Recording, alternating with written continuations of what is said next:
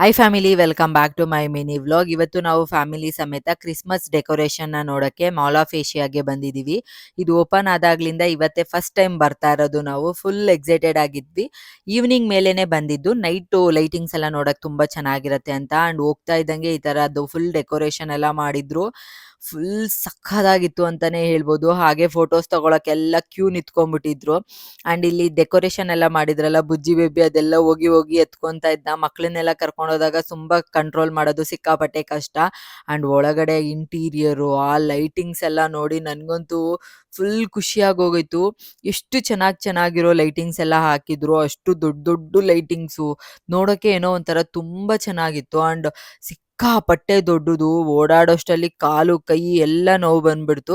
So ಒಳಗಡೆ ಎಲ್ಲ ನೋಡ್ಕೊಂಡು, ಬಟ್ ಏನು ಪರ್ಚೇಸ್ ಎಲ್ಲ ಮಾಡೋಕ್ಕಾಗಲ್ಲ, ಬಿಕಾಸ್ ಅದು ನಮ್ಮ ಬಜೆಟಲ್ಲಿ ಇರೋದೇ ಇಲ್ಲ. ನಮ್ಮ ಬಜೆಟ್ ಮೀರಿ ತುಂಬ ದೊಡ್ಡದದು.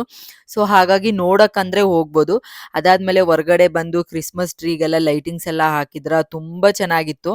ಆ್ಯಂಡ್ ಅದರಲ್ಲಿ ಸ್ನೋದು ಸ್ಪ್ರೇ ಎಲ್ಲ ಮಾಡ್ತಾ ಇದ್ರು. ನಾನಂತೂ ಫುಲ್ ಖುಷಿಯಾಗಿ ಹೋಗಿ ನಿಂತ್ಕೊಂಡು ಅದ್ರ ಜೊತೆಲಿ ಆಟ ಆಡ್ತಾ ಇದ್ದೆ. ತುಂಬ ಚೆನ್ನಾಗಿರುತ್ತೆ. ಮಕ್ಳ ಜೊತೆ ಸೇರ್ಕೊಂಡು ನಾವು ಮಕ್ಕಳಾಗಿ ತುಂಬ ಚೆನ್ನಾಗಿ ಎಂಜಾಯ್ ಮಾಡ್ಬೋದು.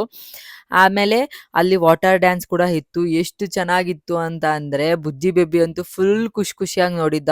ಕಲರ್ಸ್ ಎಲ್ಲ ಹಾಕ್ಬಿಟ್ಟು ತುಂಬ ಚೆನ್ನಾಗಿತ್ತು. ಹಾಗೆ ಅಲ್ಲಿ ನಿಮಗೆ ಒಂದು 2-3 ಸ್ಟಾಲ್ಗಳು ಇರುತ್ತೆ. ಅಲ್ಲಿ ನಿಮಗೆ ಕ್ರಿಸ್ಮಸ್ಗೆ ಬೇಕಾಗಿರೋ ಎಲ್ಲ ಥರದ ಐಟಮ್ಗಳು ಸಿಗುತ್ತೆ. ಗಿಫ್ಟಿಂಗ್ ಪರ್ಪಸ್ಸು ಆ ಥರದ್ದು, ಮತ್ತು ಡೆಕೋರೇಷನ್ ಮಾಡೋಕ್ಕೆಲ್ಲ.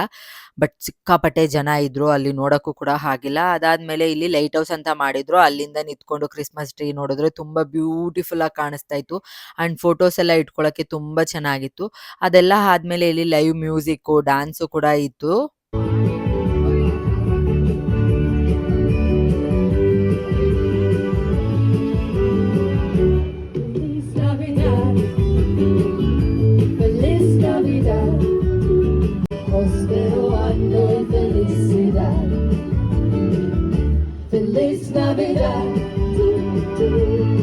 ಸ್ಯಾಂಟಾ ಕೂಡ ಇದ್ರು. ಅವ್ರ ಜೊತೆ ಫೋಟೋಸ್ ಎಲ್ಲ ಇಡ್ಸ್ಕೊಂಡ್ವಿ. ಆ್ಯಂಡ್ ತುಂಬ ಚೆನ್ನಾಗೋಯ್ತು. ಆ್ಯಂಡ್ ಇವತ್ತಿನ ಮಿನಿ ವ್ಲಾಗ್ ಇಷ್ಟೇ. Thank you so much for watching.